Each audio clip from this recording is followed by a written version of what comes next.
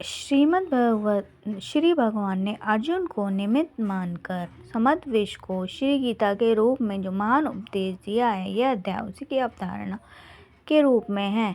इसमें दोनों ओर के प्रधान योद्धाओं के नाम गिनाए जाने के बाद मुख्यतः अर्जुन के बंधुनाश की आशंका से उत्पन्न मोहजनित विषाद का वर्णन है।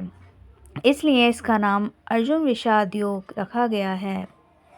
प्रसंग: पांडवों के राजसूय यज्ञ में उनके महान ऐश्वर्य को देखकर दुर्योधन के मन में बड़ी भारी जलन पैदा हो गई और उन्होंने शकुनी आदि को सम्मति से जुआ खेलने के लिए युधिष्ठिर को बुलाया और छल से उनको हराकर उनका सर्वस्व हर लिया।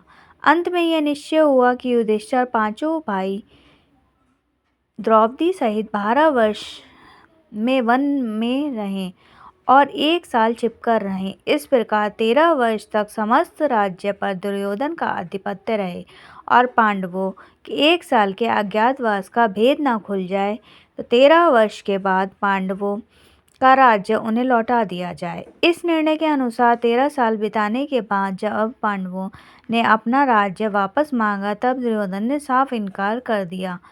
तब दोनों ओर से युद्ध की तैयारियां होने लगीं। भगवान श्री कृष्ण को रण निमंत्रण देने के लिए दुर्योधन और अर्जुन द्वारिका पहुंचे। भगवान अपने भवन में सो रहे थे। दुर्योधन उनके सिरहाने एक मूल्यवान आसन पर जा बैठे और अर्जुन दोनों हाथ जोड़कर नम्रता से उनके चरणों के सामने खड़े हो गए।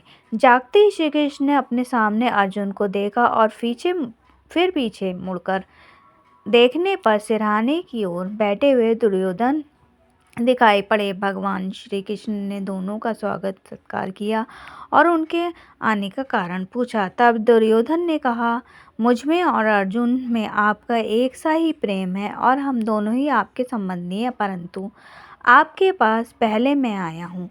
सारे भूमंडल में आज आप ही सबसे सज्जनों में श्रेष्ठ और सम्मान्य हैं, इसलिए आपको मेरी ही सहायता करनी चाहिए।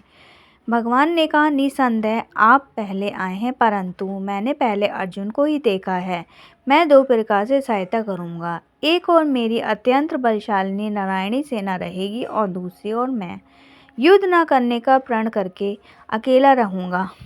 मैं शस्त्र का प्रयोग नहीं करूंगा। अर्जुन, धर्मानुसार पहले तुम्हारी इच्छा पूर्ण होनी चाहिए, अतएव दोनों में से जिसे पसंद करो मांग लो। अर्जुन ने शत्रु नाशन नारायण भगवान श्री कृष्ण को मांग लिया। तब दुर्योधन ने उनकी नारायणी सेना ली। भगवान ने अर्जुन से पूछा, अर्जुन, जब मैं युद्ध ही नहीं करूँगा तब तुमने क्या समझकर नारायणी सेना को छोड़ दिया और मुझे स्वीकार लिया? अर्जुन ने कहा, भगवान, आप अकेले ही सबका नाश करने में समर्थ हैं, तब मैं सेना लेकर क्या करता।